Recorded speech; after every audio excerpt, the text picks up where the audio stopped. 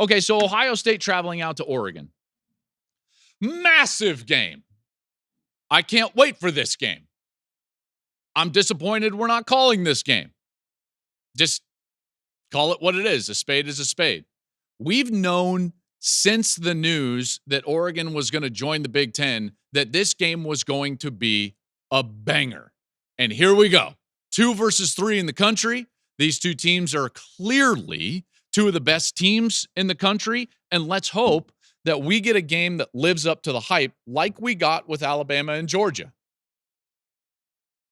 Autzen Stadium is one of the best environments in college football. It is fabulous up there. And Oregon is outstanding at home. Outstanding at home. In fact, if you look down, you'll realize that the Ducks have won 34 of their last 35 in Autzen Stadium. Their only loss was back in 2022 over that span to Washington. Okay? So the Ducks know how to get it done at home. Ohio State comes in, and let's face it, outside of maybe some questions at quarterback, and that's not a knock, but it's just kind of reality, I think that we all know that this is the best roster in the sport. Deep down, we know that to be true. They are veteran. They are talented. They've got young talent. And now Ryan Day is going to go cross country and put that talent to the test on the road.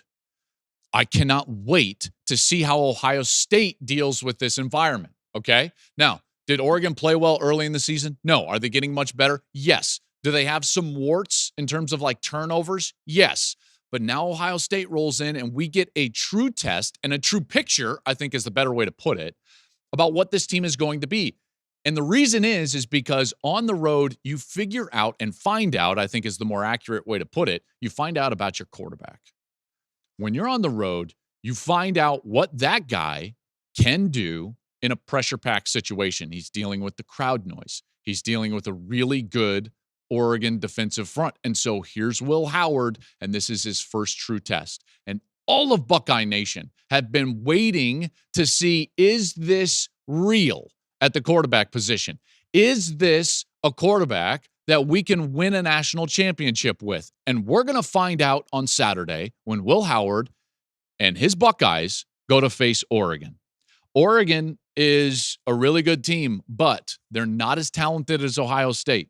Ohio State won the line of scrimmage last week against Iowa on both sides of the ball. Their defense owned the line of scrimmage. Their offense owned the line of scrimmage. They ran the football for over 200 yards and over 5 yards a carry against Iowa, which never gives that up. Iowa's run defense is always a top 10 run defense in the country, and this year is no different. And yet, the Buckeyes owned that game at the line of scrimmage.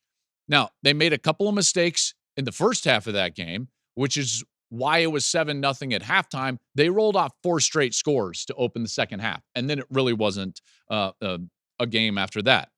I think that the one thing that I've been impressed with most, and no one's talking about it, but it's going to pay huge dividends for the Buckeyes moving forward, is the fact that they have totally fixed and revamped their red zone offense. That was an issue the last few years.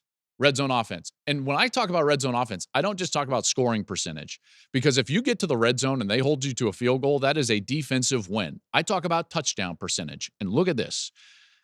Ohio State has scored touchdowns on 21 of 22 red zone possessions. That's huge. That improvement is huge. Meanwhile, what's Oregon doing? Oregon has thrown 3 interceptions in the red zone in the last 2 games. And so this is not where it needs to be for Dillon Gabriel and the Oregon Ducks. Now, Oregon's line has very much improved from what they were at the beginning of the season. Remember, they were giving up far too many sacks and too many pressures for Dillon Gabriel early in the year. But they seem to have fixed that. They shuffled up the offensive line. They changed some guys around, namely at the guard center guard position. And now they have not allowed a sack in their last 3 games. So that reshuffle has certainly helped. You can also see that Dillon Gabriel is more comfortable and the ball is coming out of his hand much sooner. That's what I see when I watch the film. This is an Oregon team that their wide receivers are, I think, probably the best part of their offense. It's a great matchup against the Ohio State secondary, We're going to get to see if this Ohio State defensive line can get to Dylan Gabriel. Like I said, like this is a phenomenal game, and I can't wait for it. Ohio State has no shortage of weapons. Jeremiah Smith, you know how I feel about him. He was number 5 in my Heisman list that I gave out yesterday. And I think with Ohio State's ability to run the football and throw the football, they're averaging 220 yards on the ground. You know what Ashton Jeanty did to this Oregon defense. Ashton Jeanty, by the way, went for 192 against this Oregon team in this building in week 2 of the season. So there's no reason for me to believe that Ohio State can't run the football against Oregon. If they did it against Iowa, if Jeanty was able to do it against Oregon, it is plausible, and I would say even likely, that Ohio State does well on the ground. If they do that, they win the game. I think Ohio State goes on the road and they get the win. Ohio State is favored by 3.5. I actually think they cover that 3.5. I like Ohio State something like 28, 22. 22 is an odd number. I know that, but remember, Oregon always will go for 2 at some point. And so they always kind of have those odd numbers in terms of their offense. So I like 28-22 Buckeyes getting the win on the road against Oregon. So that's a Buckeyes cover, by the way.